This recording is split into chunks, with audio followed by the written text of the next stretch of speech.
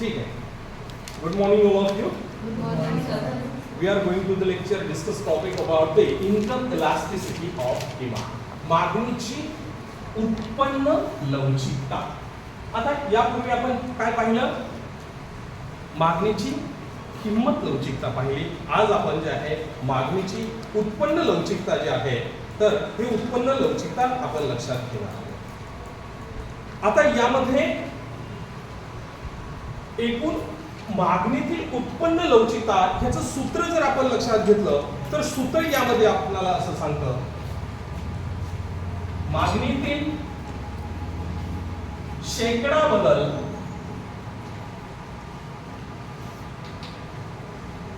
भागिले उत्पन्नातील शेकडा बदल याच्या प्रमाणशीर गुणोत्तराला आपण काय म्हणायचं आहे? मागणीची उत्पन्न लवचिकता होय.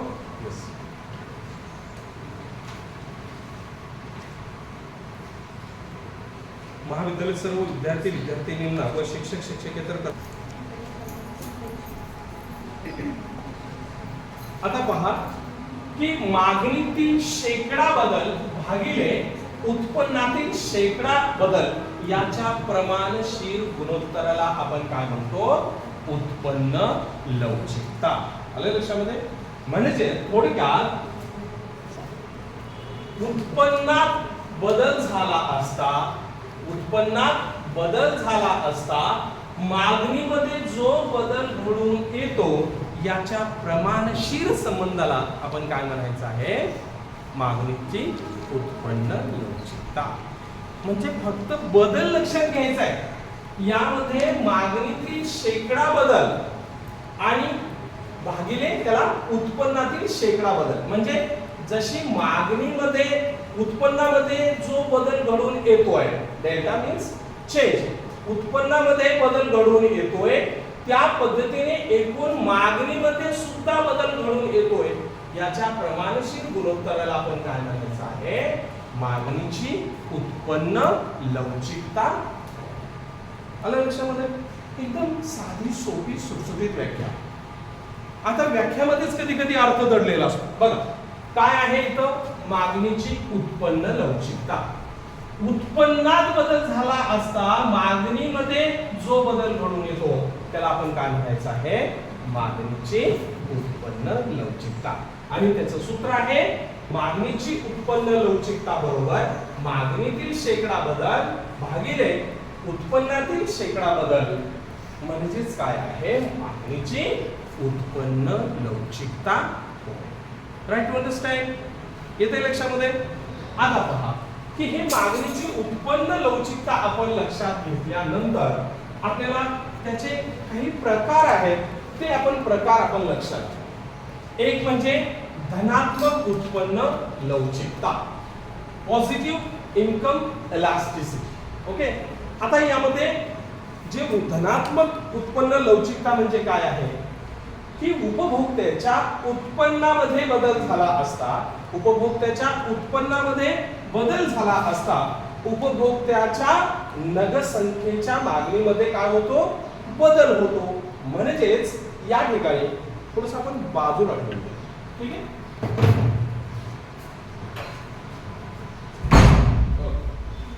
तर यामध्ये उत्पन्न पातळीमध्ये यामध्ये बदल झाला म्हणजे उत्पन्न वाढलं असता एकूण जे आहे मागणीच्या नगदसंख्येमध्ये सुद्धा वाढ होते.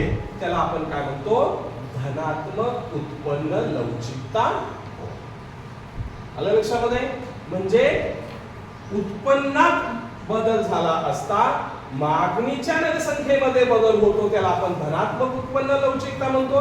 व्याख्या नंबर 1. व्याख्या नंबर 2 की यामध्ये उत्पन्नामध्ये वाढ झाली असता मागणीच्या नगदसंख्येमध्ये सुद्धा वाढ होते, याला आपण काय म्हणतो? धनात्मक उत्पन्न लवचिकता, positive income elasticity. Okay. Next आता हे आपण डायग्रामच्या सहाय्याने लक्षात घेऊया. ओ एक्स ऍक्सिस वर काय आहे? क्वांटिटी म्हणजे नगदसंख्या. Quantity means नगदसंख्या. आणि ओ वाय या उभ्या अक्षावर काय आहे? उत्पन्न पातळी दर्शवलेली आहे. आता आपल्याला संबंध कशाचा जोडलेला आहे की उत्पन्न आणि मागणीची नगसंख्या, बरोबर आहे. आता उत्पन्न पातळीत बदल झाला, ए वरून उत्पन्न पातळी कुठे गेली, बी वर गेलेली आहे, बरोबर आहे. म्हणजे ए वरून यामध्ये बी हे उत्पन्न वाढलं असता एकूण नगसंख्येमध्ये सुद्धा क्यू पासून Q1 पर्यंत वाढ होते. याला आपण काय म्हणायचं आहे, धनात्मक उत्पन्न लवचिकता. हे आपण जे आहे तर dy ही जी आहे तर उत्पन्न रेषा जे आहे म्हणजे एकूण मागणी आणि उत्पन्न यांच्या प्रमाणसर संबंध दर्शवणारी रेषा आहे.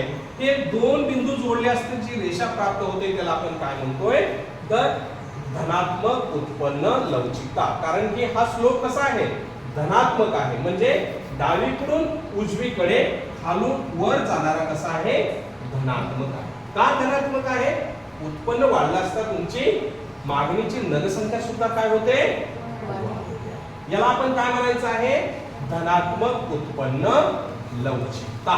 Okay, are you understand. पहिल्यांदा हा समजतोय. नेक्स्ट, ऋणात्मक उत्पन्न लवचिकता. आता यामध्ये ऋणात्मक उत्पन्न लवचिकता हे कशा स्वरूपाचा संबंध आहे बघा की यामध्ये सुरुवातीला एकूण जे आहे उत्पन्न पातळी वाढली असता म्हणजे सुरुवातीला एकूण उत्पन्न म्हणजे उत्पन्न यामध्ये वाढले असता एकूण मागणी जी आहे तर ते काय होते, कमी होते. त्याला आपण काय म्हणतो, ऋणात्मक उत्पन्न लवचिकता. उत्पन्न पातळी वाढली असता या ठिकाणी मागणीच्या नगसंख्येमध्ये घट होते. त्याला आपण काय म्हणतो, ऋणात्मक उत्पन्न लवचिकता.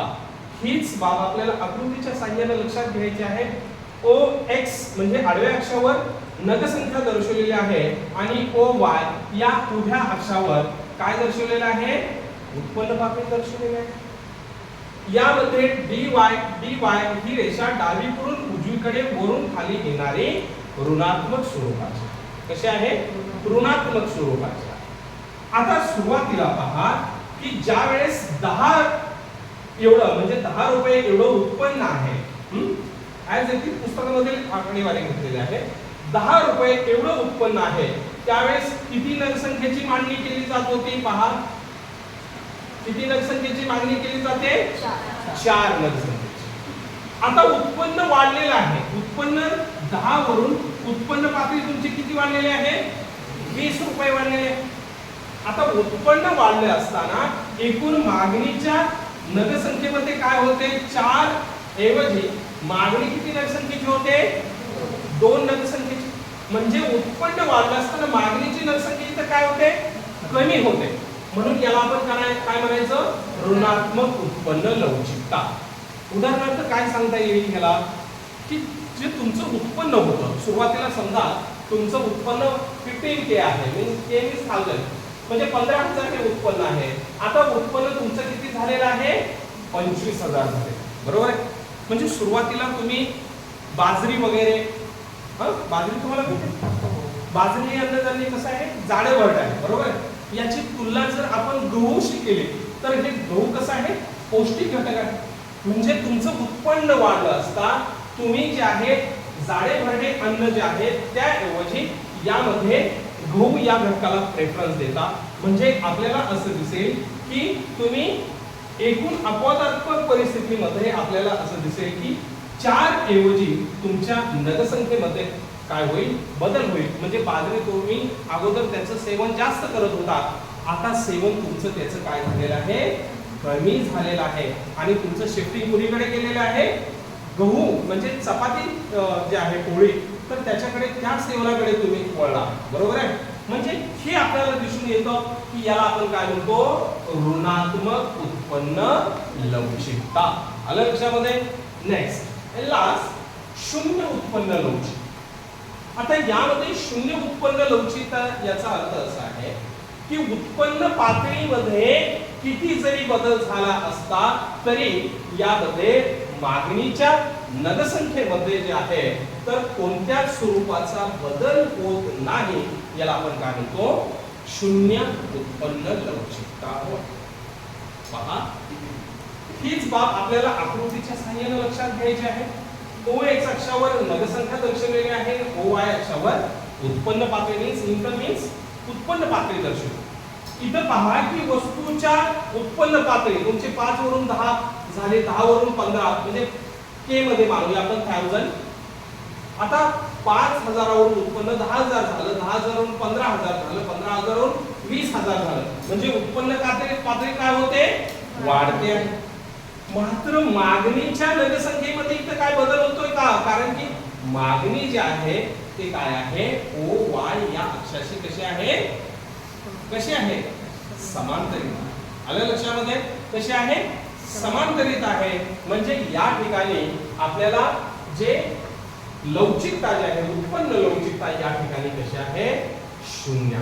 म्हणजे थोडक्यात सांगायचं म्हणजे की उत्पन्न पातळीमध्ये किती जरी बदल झाला असता यामध्ये वस्तूच्या मागणीच्या नगसंख्येमध्ये अजिबात बदल होत नाही. त्याला आपण काय म्हणतो? शून्य उत्पन्न लवचिकता. Right understand? आलं लक्षामध्ये? म्हणजेच आपल्याला या सगळ्या व्याख्या आपण लक्षात गेल्यानंतर परत एकदा आपण लक्षात घेऊया मागणीची उत्पन्न लवचिकता. Income elasticity of demand. म्हणजे यामध्ये उत्पन्न पातळीमध्ये बदल झाला असता मागणीमध्ये जो बदल घडून येतो या प्रमाणशीर संबंधाला आपण काय म्हणतो? उत्पन्न लवचिकता. त्याचं सूत्र असं आहे, मागणीची उत्पन्न लवचिकता बरोबर मागणीतील शेकडा बदल भागिले उत्पन्नातील शेकडा बदल याच्या गुणोत्तर प्रमाणात सुद्धा आपण काय म्हणतो? मागणीची उत्पन्न लवचिकता. आलं लक्षामध्ये? म्हणजे या ठिकाणी एक सूत्र यामध्ये थोडस म्हणजे delta D divided into delta I. आता इकडून इकडं जात असतं कधी delta is delta I means काय आहे? डेल्टा मीन्स बदल, change. Okay. Delta I divided into delta D म्हणजे काय आहे? उत्पन्नात बदल झाला असता यामध्ये मागणीमध्ये जो बदल घडून येतो याच्या प्रमाणशीर संबंधाला आपण काय म्हणतो? उत्पन्न लवचिकता. ओके.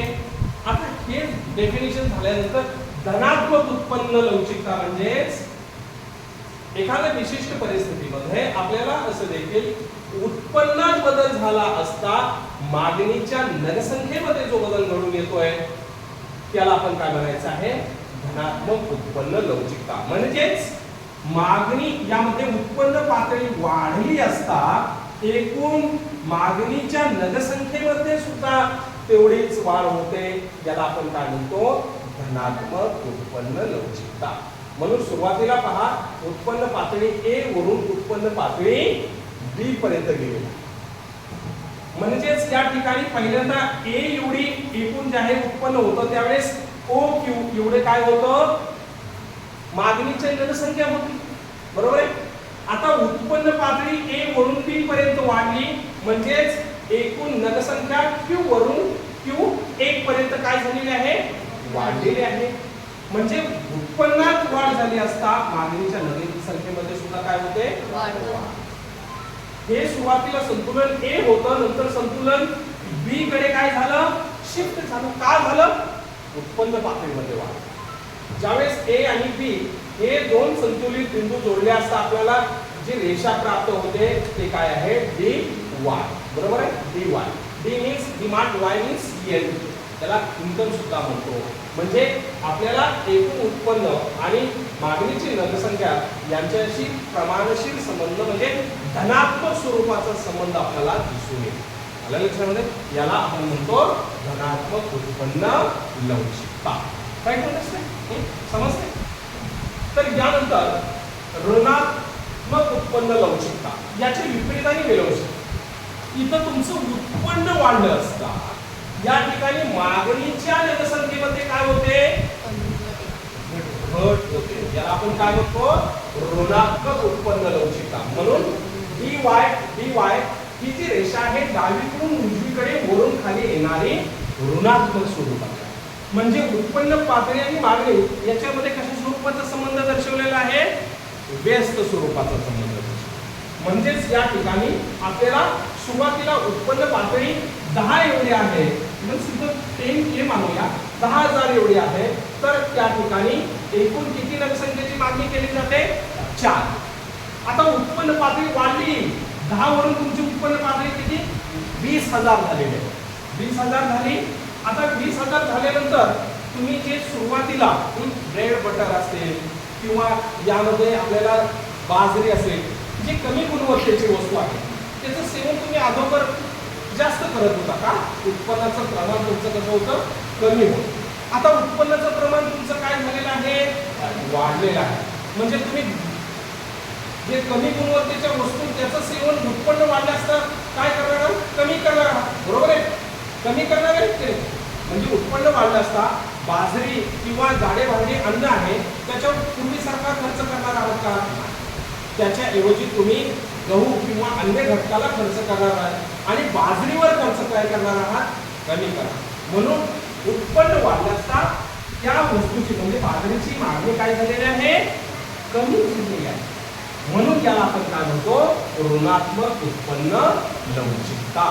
आलं लक्षामध्ये? आणि लास्ट शून्य उत्पन्न लवचिकता, झिरो इन्कम इलास्टिसिटी. आता यामध्ये काय की उत्पन्न पातळीमध्ये 5,000 वरून 10,000 वाढ झाली, 15,000 वाढ झाली, 20,000 वाढ झाली. आता उत्पन्न पातळी ही तुमची वाढते, मात्र पहा याच्यामध्ये बदल होतोय का? काय? ही रेषा कशी आहे? ओ वाय या अक्षराशी कशी आहे? समांतर. या ठिकाणी जर या रेषा असत्या तर आपण काय म्हणलं असतं? यस, उत्पन्न पातळीमध्ये बदल होतो. मात्र या ठिकाणी बदल होतोय का? नाही. अशा पद्धतीने या ठिकाणी मागणीची उत्पन्न लवचिकता म्हणजे काय आणि उत्पन्न लवचिकतेचे प्रकार या ठिकाणी काय होत आहेत? सांगताय. यस.